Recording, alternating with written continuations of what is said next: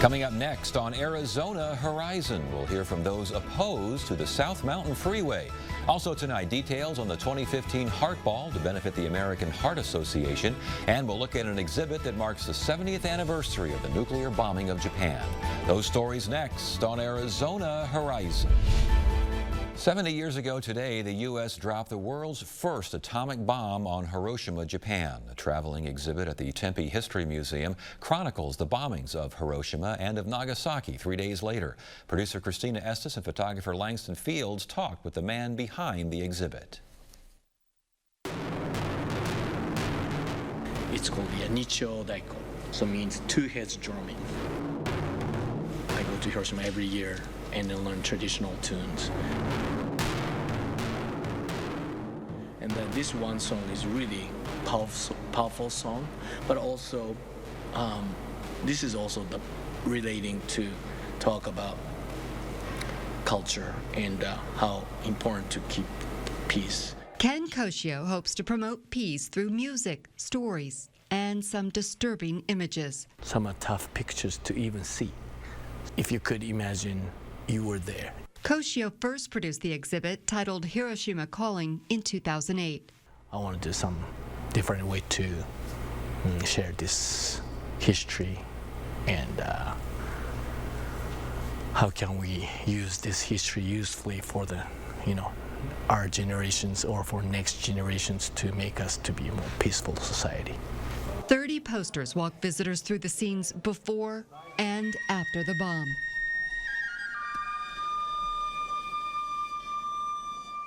Visitors can also see Barefoot Gen, written by a Hiroshima survivor. It's a book that affected Koshio as a young child living about 300 miles away. And a friend of mine recommended me to read that book. And of course, first grade boy, I didn't know nothing about. I knew we had that war, but didn't know nothing about, except for sometimes my dad and mom was talking to be humble or don't complain too much because when we in a World War II, it was so, poor. We couldn't even have enough food to eat. Anyhow, the book, that picture goes, one big airplane came to Hiroshima. A boy is talking with a woman on his way to school when they spot the B-29 bomber. That one was really shining in the blue sky, but suddenly something failed. And then right after, boom. And right after, they didn't realize what was happening. Finally, he got out. Then he looked around and he saw someone totally was not like human beings. So that was a lady. Fortunately, he was really like in front of the, like a concrete gate. So that gave him to be survived. But she was just in front of him, but absolutely, she got the whole blessed in the flash.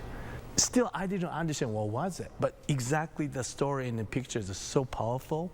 And then from next day, when I go to Japan, I go to school, and then look at the sky sometimes, and some, commercial jets come.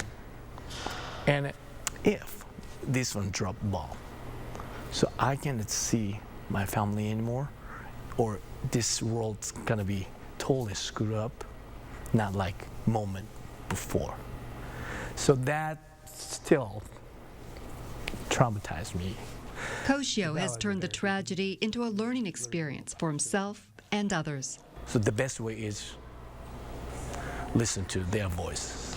That's why Frank Macharo is teaming up with Koshio. I am as a Holocaust survivor. Macharo, along with a Hiroshima survivor, will share their stories during a free event at the Tempe History Museum tomorrow night. I think it was a terrible mistake to drop a bomb to kill so many people. I think people who worry about themselves, about their kids and grandkids and future generation, then must come and then must listen what happened, educate themselves, because a lot of people don't know what happened, why happened.